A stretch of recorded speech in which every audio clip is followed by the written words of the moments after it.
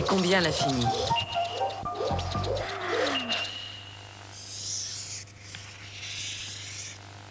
Quel est le plus grand nombre qui a une signification dans la réalité physique? Nous calculons le rapport entre l'objet le plus petit que nous savons mesurer, c'est-à-dire le noyau de l'atome d'hydrogène, et l'objet le plus grand, l'univers dans sa totalité. Nous avons posé 1 pour représenter la taille d'un noyau atomique d'hydrogène. Combien de fois faut-il le multiplier par 10 pour arriver à la dimension de l'univers?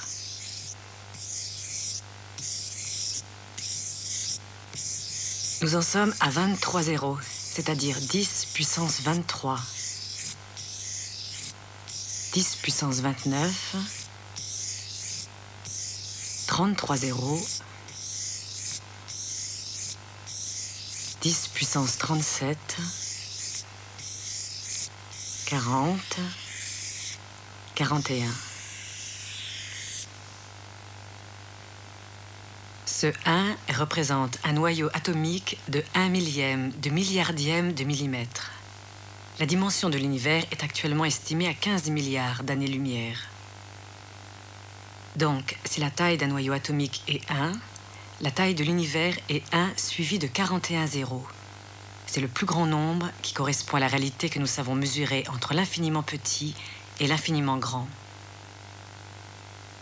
On peut presque dire que le savoir humain mesure ça pour le moment.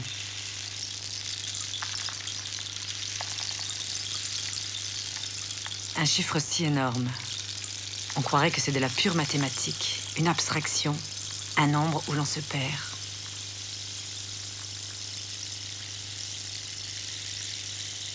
Pourtant, nous savons qu'il représente toute l'étendue de notre monde connu. Quelle réalité se cache alors derrière ces zéros?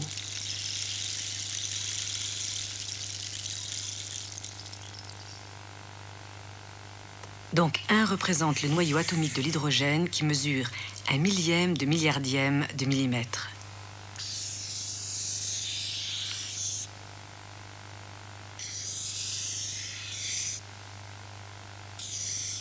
Chaque zéro multiplie la dimension par 10 et nous transporte dans des réalités plus vastes.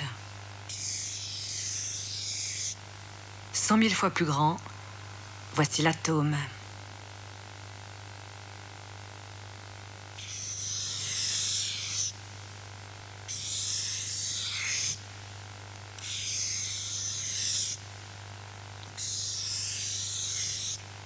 Dix 10 000 fois plus grand, et nous arrivons aux cellules vivantes qui font 1 millième de millimètre.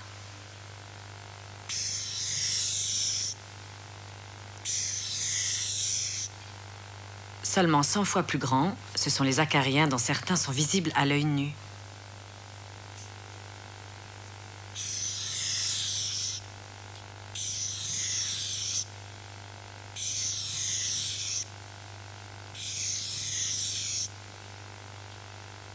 En multipliant par 10 000, nous arrivons à la taille d'un enfant de 4 ans, c'est-à-dire 1 mètre.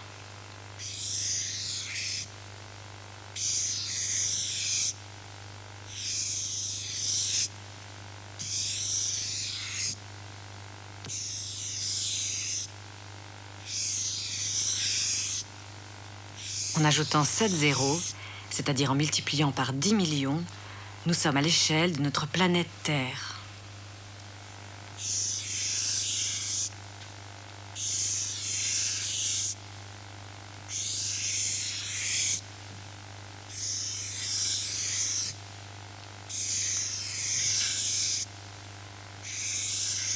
Un million de fois plus grand, nous arrivons à 10 milliards de kilomètres, ce qui est le diamètre du système solaire.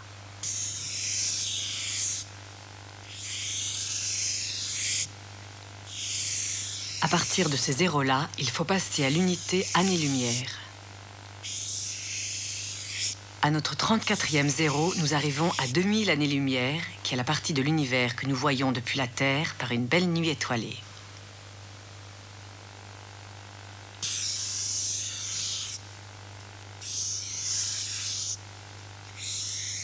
« 100 000 années-lumière, c'est la taille des galaxies comparables à notre Voie lactée.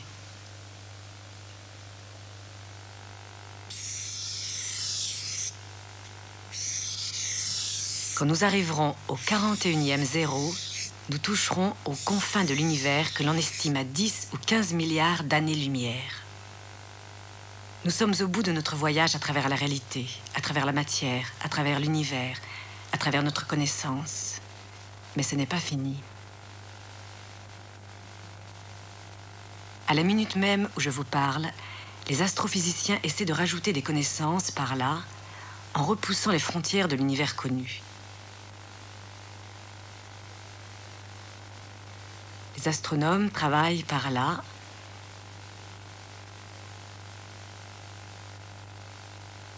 Les géophysiciens étudient ces réalités-là.